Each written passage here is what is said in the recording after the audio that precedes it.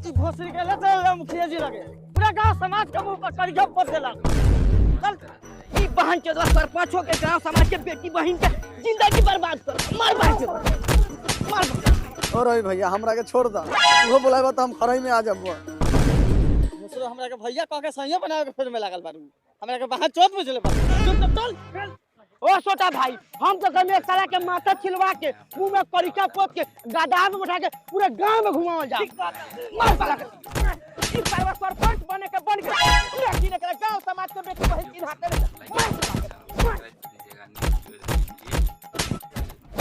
ई साला सरपंच होके पूरा गांव समाज के नाक कटवा दे रे साला। जब उतना ही तोरे आग जोतले रहे तो दोसर भी आ को लेते का जरूरी रहे दोसर के गेहूं लसरला के। मुखिया जी गेहूं ना ई सरवा हम खड़ाई लसरले खड़ाई तोहर खरई लौकत हमर सौसे देला साल बा त केहू के लौकते नहीं खे, सबनी के आंखों में बाई धइले बा। ए भरता के बेटी मुंह संभाल के बोल, भरत सभा में तोड़ के मार दीजिए। अब मुखिया जी से मर झाटो न साला, तू मुखिया जी से झाट उखड़वा दे, काट से गांड में गोली न मरवा दे। मुखिया जी बुढ़ाइल झाट पर गोली काहे जान करब, गोली मारे के बाद हई सरवा के मारी, एगो जवान लड़की के जिंदगी बर्बाद कइले बा। हां मुखिया जी बताऊं हे बेचारे के ना बाप बा ना भाई बा, एगो मातारियो बता लोग के खेत में सोनी का के अपन घर चलावले, हे बेचारे से शादी अब के करी। चुप साला सफाई देते मुखिया जी, एकरा के जबरदस्ती कोनो खड़ाई में ना ले रही, ओमे एकरो पूरा मन रहे। तोरी हो झूठ बोला त मार चप्पल के मुंह फोड़ दे। मुखिया जी ई दोगला के चुदल कहलक कि चल खरई में इंदिरा आवास पास करा देबो त एगो घर मिलता, तो हम चल गनी। हम का जानी कि कोरिया हमरा के खरई में ले जाके गोरई धराई। हम तो कहत रही दोगलावा हमरा घर रोज रोज मीट मछली लेके खाए आवता। अरे भट बाबा तेरा हिम्मत कैसे बना रे बेटी? है भरता बहू, मुखिया जी यहां खड़ा बा, आ तू आते लगले फोटो पट चप्पल चलावे। चुप रही मुखिया जी, इधर हमर नु गाल बा, अब हमरे बेटी से ब्याह कौन करी? हम कलेम हमरे उम्र के तब बा दोगलू के चौदल मूछदारी जमले नहीं खावरे बेटी से ब्याह कर। का सोनू भाई काहे दुकान बंद करत हो? अरे का बताई भाई, धंधा पूरा मांदा चलता, अब सब कोई अपने से रिचार्ज कर लेता, यही से हमेशा ला दुकान बंद करता। बस ये बात भाई, तोरा के एगो ऐसन ऐप के रेफरल कोड भेजबाऊ जेगा तू डाउनलोड करके कोनो के रिचार्ज या बिल पेमेंट करत रे तो तोरा मिलतो 3.5% तक के कमीशन। आए ऐसे कैसे? आ तू हमरे कहले बताओ तारे, एमे तोर कौन फायदा? भाई तोरा तो हर रिचार्ज पर 3.5% तक के कमीशन मिलबे करी, लेकिन तोर हर रिचार्ज पर हमरो 0.03% तक के कमीशन मिली। अगर तू ये ऐप दोसर दुकानदार के रेफर करत रह तो तू ज्यादा से ज्यादा कमीशन कमा सकत रह। अरे भाई तू जल्दी बताओ कौन ऐप बा? भाई ये ऐप के नाम बा डायरेक्ट पे फॉर यू, आ एकरा के यूज कर बहुत आसान बा। हई देखा ई ऐप के तू यहां से डाउनलोड कर सकत रह, आ हम जौन कोड भेजले बानी ओसे लॉगिन कर लिया। ई ऐप 8 लैंग्वेज में अवेलेबल हुआ, आ एकरा के अपन फोन में लॉगिन करेला तो पैन कार्ड पर जो नाम होतो आ बाकी सब डिटेल भर के वेरीफाई कर लिया, आ तोरा फोन में आसानी से लॉगिन हो जतो। अब हम तोरा के सिखावत तनी कैसे एमे पैसा ऐड करके आसानी से बिल पेमेंट आ रिचार्ज कइल जाला। अब देखो यहाँ रिपोर्ट्स में जाके तू अपन डिटेल समरी भी चेक कर सकत रह कि तोरा कितना कमीशन मिलल बा। लेकिन ये ऐप सुरक्षित तो बा ना? अरे भाई direct Pay for you app बिल्कुल सुरक्षित और सिक्योर ऐप बा। ये एनपीसीआई और बीबीपीएस के स्टैंडर्ड के अकॉर्डिंग वेरीफाइड बा। आ तोरा कभी भी कोई भी दिक्कत हो तो तू इनका व्हाट्सएप चैट या फिर टॉक विद अस के माध्यम से सहायता ले सकत रहो। अब तोरा कोनो भी बिल पे करे को, बिजली पानी गैस, तू यहाँ आराम से कर सकत रहो। आ जैसे हम तोरा की ऐप रेफर कैले बानी ऐसा ही तू कोनो और दुकानदार की ऐप रेफर कर सकत रहो। आ तोरा तो अपन हर ट्रांजेक्शन पर 3.5% कमीशन मिलबे करी, आ उनको हर ट्रांजेक्शन पर तोरा 0.03% तक के कमीशन मिली। भाई बहुत बहुत धन्यवाद, हम तो बहुत टेंशन में आ गए रहनी है। अब हम ये ऐप के यूज करब, अभी डाउनलोड करत हम। अब दुकानो खोल ला, अब पहला शुरुआत हमर रिचार्ज करके करियो। अरे काहे ना, खोला खोला। अरे बाप रे बाप, चाची है चाची छोड़ दी। अरे बाप रे का बोल पापा? का भेल? तोहर बाप है छौरी के इंदिरा आवास पास करावत लउगा वो खराई में। सही में के पापा सरपंच से मुखिया बन गेला का? यो कैसे पिठाई लेके आओ? हमार लाड़वा लियाओ ना, बाप तोहर मुखिया थोड़ी बनल हऊ, हई छोड़ी जरे खड़ाई में धराए लऊ।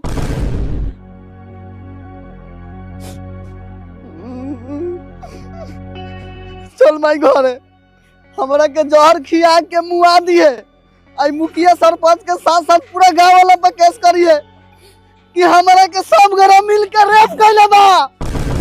ए भरता बाबू हेने सुन, हम बानी की ना एकर इंसाफ तोरा जरूर मिली। कान खोल के सुन ले सा, पंच का ये फैसला बा जे लड़की के जिंदगी बर्बाद कैले बा तो एकर बियाह एकरे से हुई। मुखिया जी तनी लाज रखी, पापा हमर सरपंच है। सरपंच है तो सरपंच वाला काम काहे कलो? चुप साला चुप, बोलबा तू लबर लबर। ए कान खोल के सुन ले, फैसला जवन हो गेल से हो गेल। मुखिया जी के बात और हाथी के जात कबो हिल ना सकता। मुखिया जी अपना भाई के बारात जाए के उम्र में अपना बाबू के बारात कैसे जाए? ए चुप, ए भरता बहू, जो तू बियाह के तैयारी कराओ, हम बारात लेके आवता नहीं, वो बंद बजे के साथ। कॉमेडी वीडियो तो आप लोग इस कॉमेडी वीडियो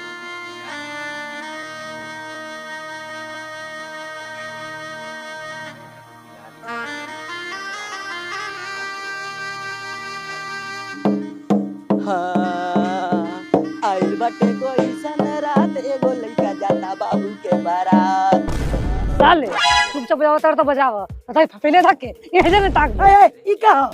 मुखिया जी इस लायक समझाए कि हम तो बाबूजी की यहाँ से वापस लेके जाई। का रे तू चाहत रहे बियाह ना होखो, एगो विधवा का बेटी का जिंदगी बर्बाद होखो। चुपचाप चल सा, अगर सोमानी के गान में खो को गोली मारम।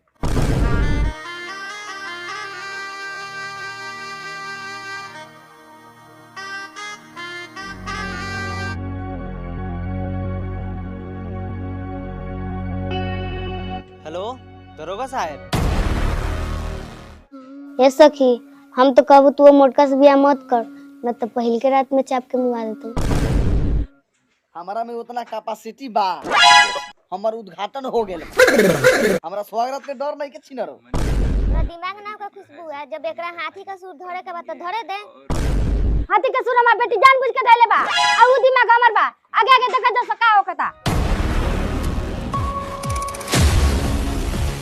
सासू माँ प्रणाम।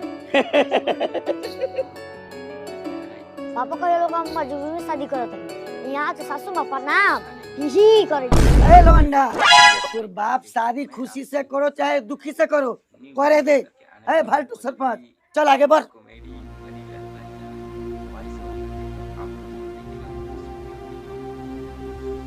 लोग ए का सोचतानी, खानवा ना ठंडा ता खाई। जबले उस साला से हम अपन बेइज्जती के बदला ले हम ना, तबले हम खाना खाएम ना।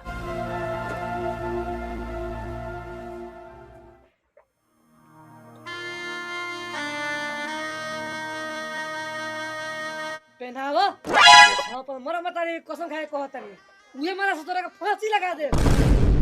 मार लात के दोगलो मुंह माहे गुह गिरा दे। हमरा बतार के मुआ देबे तो हई तोहर मातारी विधवा हो जाई, तो हमरा के देखी? मतारी ओए मां, माने अब हमार बाप जेकर जेकर इंद्रावास पास करत वो हमार मतारी हो जाई। तू खेला करी बाड़े। ए हमर नाती बांध मेरा गाती ओके मेरा मतरी के खलकड़ी का उतरे। करे फालतू है, तोर बेटवा कुछ चाहता का? मतारी दाखिल के खेलकड़ी कैसे कह देला? अरे साला तू चाहत रे सुहागत हम ना मनाई, मनाए दे, ओकर बाद तोरा जे बुझे उसे करिए। ओ सरपंच साहब, राउर सुहागरात अब जेल में मनी। मार मार मार मार बाहर से दुआ के गांव समाज में लाके साला के बेटी बहन के चिरात बाहर से दुआ के जूता के चप्पल के मारा पहना के पूरे गांव में घुमाओ।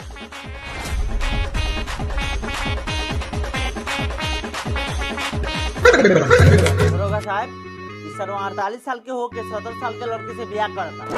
एकरा के ऐसा नाबालिग केस में ठेली कि इस सरवा के जिंदगी जेले में सौर। ए दरोगा साहब, का गांव के छोटू खाना आदमी के फेर में पड़ल बनी, बियाह होता होके दी, एगो लड़की के जिंदगी के सवाल बा। मुखिया जी, आप एक नाबालिग लड़की का ब्याह एक बूढ़े आदमी के साथ करा रहे हैं, कानून को अपने हाथ में ले रहे हैं, लाड़ चाट के उजर हो जाइएगा। लड़की का गार्जियन कौन है रे? जी हम बने। अच्छा, हम औरत से बात नहीं करते हैं, तुम्हारा पति कहाँ है? सर उसका पति नहीं है। देखिए सरपंच साहब, हम तो ये शादी होने नहीं देंगे, लेकिन आपके लिए एक चीज सोचे हैं, आपकी पत्नी नहीं है और उस औरत का पति नहीं है, हम तो यही कहेंगे कि आप दोनों आपस में शादी कर लीजिए।